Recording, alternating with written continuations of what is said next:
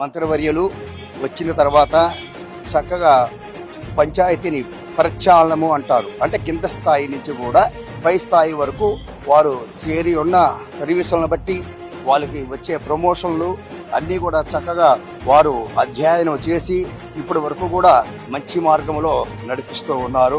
మేము ఉన్నంత వరకు కూడా మంత్రివర్యులకు రుణపడి ఉంటాము. ఈ ఏదైతే పంచాయతీరాజ్లో గత 30 సంవత్సరాల నుంచి లేనటువంటి సంస్కరణలను తీసుకొచ్చి సీఎం గారు, ఆయన డిప్యూటీ సీఎం గారు మరి 10,000 మందికి పైగా మరి ప్రమోషన్స్ కల్పించారు వివిధ స్థాయిల్లో. నిజంగా హ్యాట్స్ అప్ మరి పవన్ కళ్యాణ్ గారు. మా ఫీల్డ్ లెవెల్లో ఉన్న సమస్యలు డైరెక్ట్ గా డిప్యూటీ సీఎం గారు డైరెక్ట్ గా కూర్చొని అడగడం అనేది చాలా గొప్ప విషయం. ఇప్పుడు వరకు ఇలాంటిది ఎప్పుడు జరగలేదు.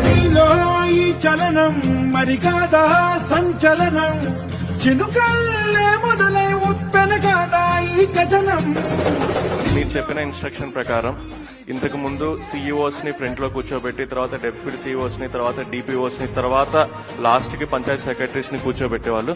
బట్ నిన్న ఈవినింగ్ మీరు ఇచ్చిన ఇన్స్ట్రక్షన్ ప్రకారం పంచాయతీ సెక్రటరీస్ ని, సీఈఓల్ని, ఎంపీడీఓల్ని అందరినీ ఈక్వల్ గా ట్రీట్ చేస్తూ మనం అందరినీ ఫ్రంట్ లోనే కూర్చోబెట్టాం సార్.